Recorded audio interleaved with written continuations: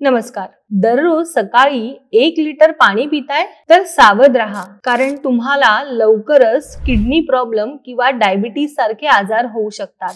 हो, इंडियामध्ये आज क्रॉनिक किडनी डिसऑर्डर आणि डायबिटीज यांचे केसेस बऱ्याच प्रमाणात वाढलेले दिसत आहेत. आणि यामागचं मुख्य कारण आहे चुकीची माहिती. लोक सांगतात की सकाळी उठताच 1 लिटर पाणी पिणं आरोग्यासाठी चांगलं असतं, पण खरं म्हणजे हे तुमच्या किडनीवर दबाव टाकतं. जास्त पाणी प्यायल्याने काय होते? शरीरातील महत्त्वाचे मिनरल्स फ्लश आउट होतात, किडनीचं फिल्ट्रेशन रेट कमकुवत होतं, वॉटर इंटॉक्सिकेशन वाढतं आणि दीर्घकाळ असं करत राहिल्यास आपल्याला क्रॉनिक किडनी डिसीज होतो. आयुर्वेदात काय सांगितलंय? शरीरात हायड्रेशन आवश्यक आहे, पण किडनीला प्रेशर नको. रिदम समजून पाणी प्यायचं. त्यामुळे रोज सकाळी फक्त 1 ग्लास कोमट पाणी, तेही हळूहळू घोट घेऊन प्यावे आणि दिवसभर पाणी तेव्हाच प्यावे जेव्हा खरंच तहान लागलेली असेल. ट्रेंडवर नाही तर आपल्या शरीराच्या गरजांवर विश्वास ठेवा. स्मार्ट प्या आणि हेल्दी राहा. तुमचं रोज पाणी पिण्याचं रुटीन काय आहे? खाली कमेंट मध्ये सांगा.